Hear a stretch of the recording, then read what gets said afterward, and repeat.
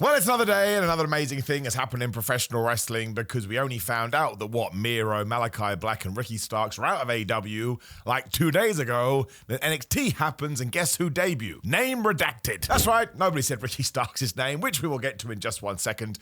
But he basically did a Scott Hall WCW from 1996 angle where he appeared in the crowd. He said, well, people tell me NXT is the future. Well, you need a future superstar. Here I am. And I think everybody chanted his name. I can't remember now. I just watched the clip all of 8 milliseconds ago. But it was really, really cool and it was really, really exciting. And there isn't really much else to say about this at the moment, apart from the stuff obviously we are going to get into. But no big surprise that Ricky Starks turned up in WWE in any guise. Really cool, really exciting, because people jumping ship is the best thing about sports entertainment. I don't understand why some people don't want this. I find it absolutely crazy. But he quite clearly wanted to go there for a while. I'm sure that's what created somewhat of a falling out between he and Tony Khan. But again, that's complete speculation on my end. I do not know. And it wouldn't surprise me if he goes on to become the NXT men's champion and then he probably debuts, maybe even after WrestleMania, because there was a report going around, I think it was from Fightful Select, forgive me if I am wrong, where they had talked to their sources and they had literally been like, we can't get him in the main roster right now because WrestleMania is pretty locked, whereas NXT is a very fluid system and you can work characters in as and when. Now, when we did our mad predictions for 2025, this one wasn't that mad. I still put it on there because now I can be like, yeah, I got at least one right. I actually said I think it made more sense for Ricky Starks to go through NXT first because you can rebuild him, for lack of a better term. We haven't seen him on mainstream TV for a while. He can absolutely go scorched earth at NXT, and he can introduce himself to the WWE fan base. And believe you me, there are plenty of people still out there that just watch WWE. They've chosen their path. Maybe they're the fabled casual fans, and they don't actually care what's going out in the wider industry. They just want to watch their half an hour on Netflix and watch all the other clips on social media and get introduced to people as and when. But I think it's fun. I think it's cool. I think it's exciting. I love it when anybody jumps ship. When Adam Copeland turned up in AEW, awesome. That insane night with Bryan Danielson and Adam Cole, Cody Rhodes at WrestleMania coming back, and now Ricky Starks and a bunch of other people I haven't mentioned. Jordan Grace hasn't re-debuted yet, and it sounds like she'll be at NXT. That is awesome as well.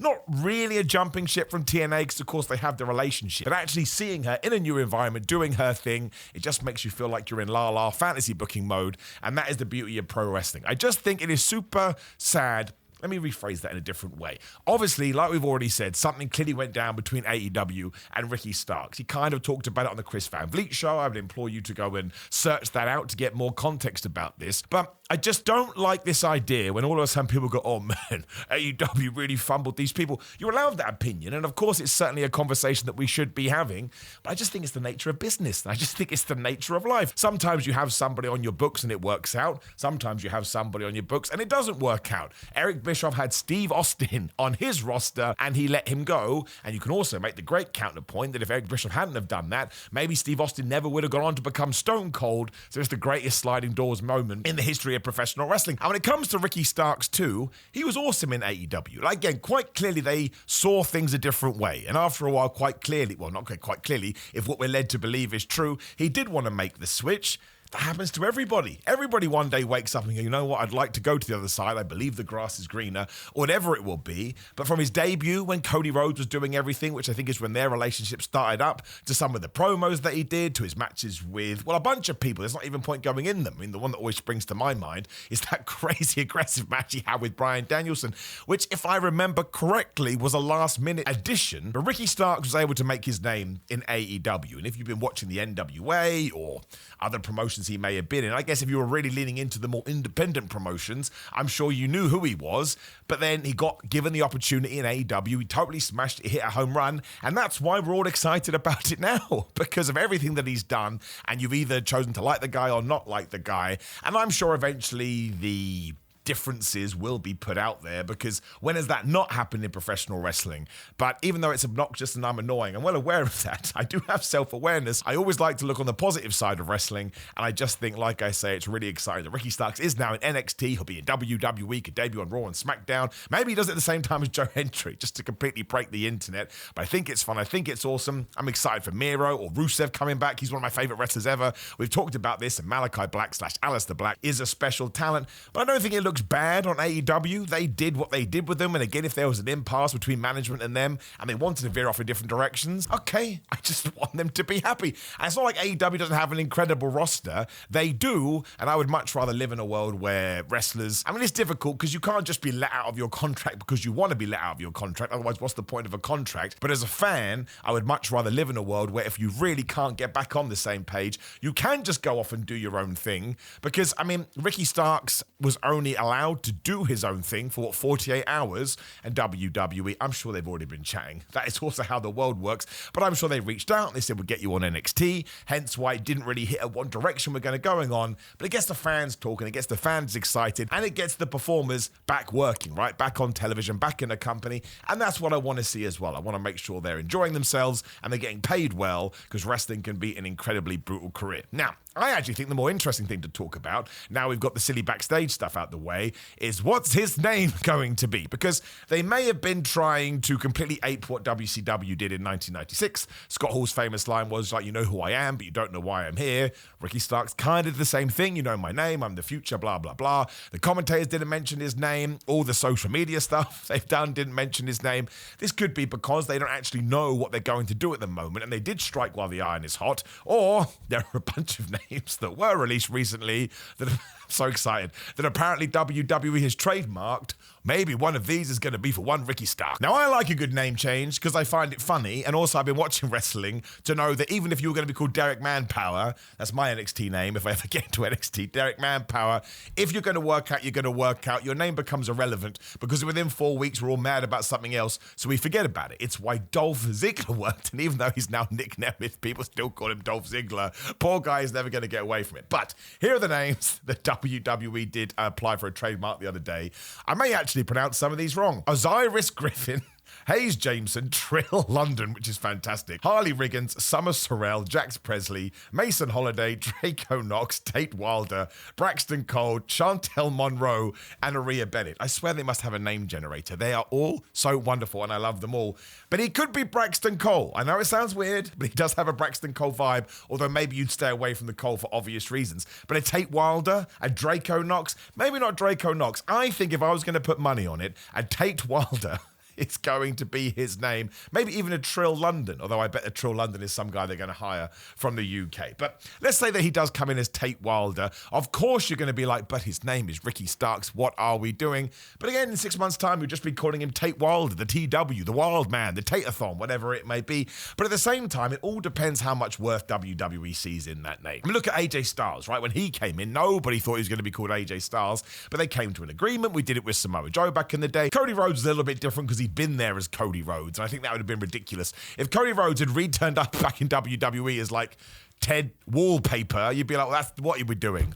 Seriously? You want me to call him Ted Wallpaper? That may have been the outlier. But even somebody like Gunther, who was originally Walter and was Walter in NXT UK, they still decided to change it for whatever reason, and it's perfectly worked out fine. Now, Ricky Starks, again, there isn't a smart idea to keep that name, because if you are an AEW fan, it's going to make you want to go across. But I would also argue, if you're an AEW fan, you are up to date with every single little thing, or you're talking to people that are, so you're going to already know this, right? You're already on the internet complaining or being happy or being excited or whatever it may be. So yes, of course it should be a conversation. It's not something I'm getting hung up on. Maybe we can even start putting these together. Maybe he could be just Jax Presley. He's so going to be Jax Presley. But maybe he could be Jax Griffin. You cannot call anyone Jax Griffin. It sounds like a Harry Potter character, and that will go seriously badly. And also remember the WrestleMania rule. Can you hear it being announced as and the winner and the new champion at WrestleMania?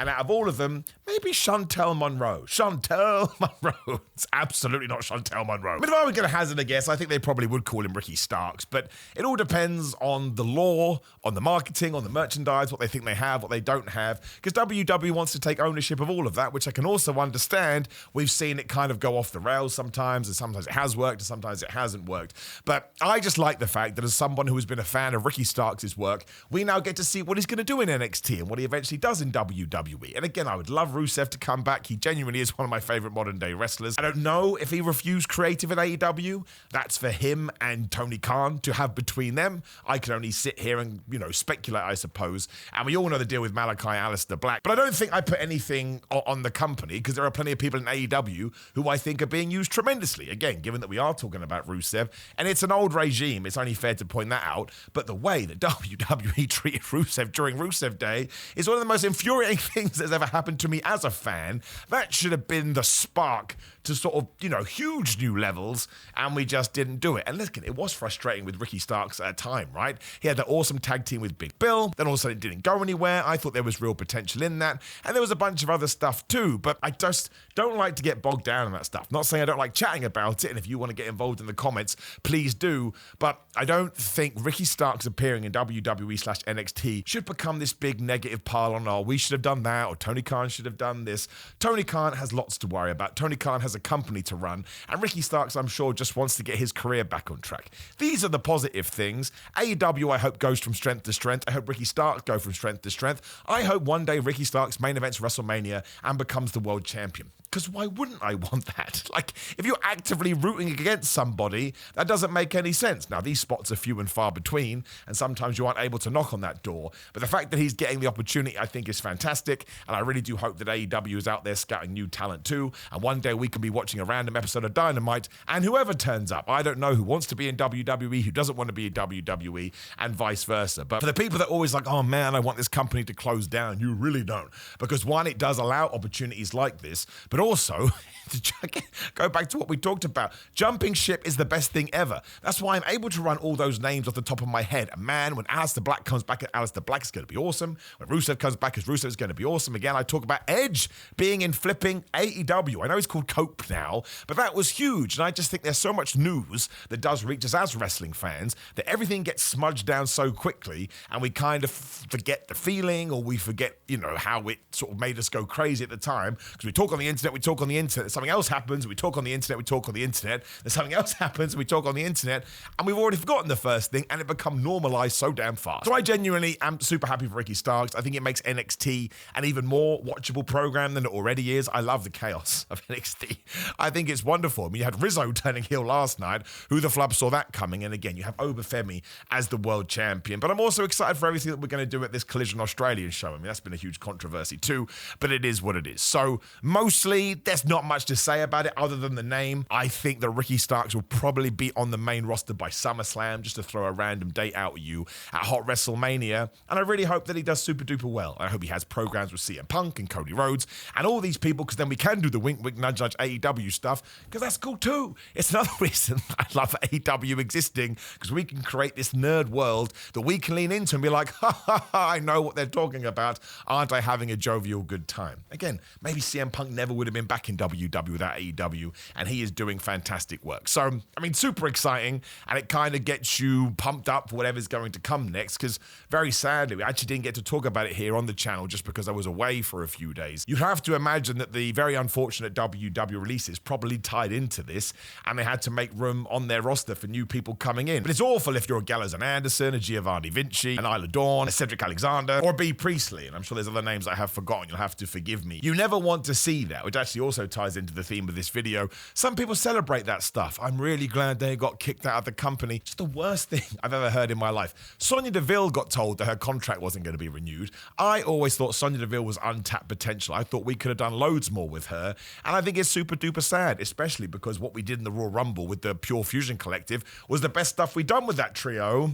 And now she's no longer with WWE. But very sadly, that is the business side of things. I would rather that nobody got released and all wrestlers were hired forever and paid loads of money. But once again, that's not how life works. But that is why I want to focus on the positive, because the negative stuff is super duper upsetting. So all the best to Ricky Starks. Again, I think he absolutely will smash it. I'm sure he has I don't want to say a chip on his shoulder, but I'm sure he has this renewed energy because he has been sidelined for so long. And we don't want that either. I want to make that very clear. I don't want any discrepancies in wrestling. I want everyone to be on the same page. But it's a creative endeavor, and that is never going to happen. But it happens in every single office and every single job and every single form of employment across the world. People fall out with their boss. It just kind of sucks in professional wrestling. Well, I guess it's good for us because we have to hear every last detail. But it has happened, and now you have to tell me what the flub is Ricky Starks going to do in WWE/NXT. Drop me a comment below. And when you are there, like the video, share the video, subscribe to the notification bell. Click that video on the screen to get my thoughts on Logan Paul beating Rey Mysterio, where I did have a nerd breakdown. And I'm doing loads on TikTok at the moment, so if you want to find me there, it shall be Simon J. Miller. GorillaMind.com/Simon. You get 10% off and sometimes more. Ships worldwide.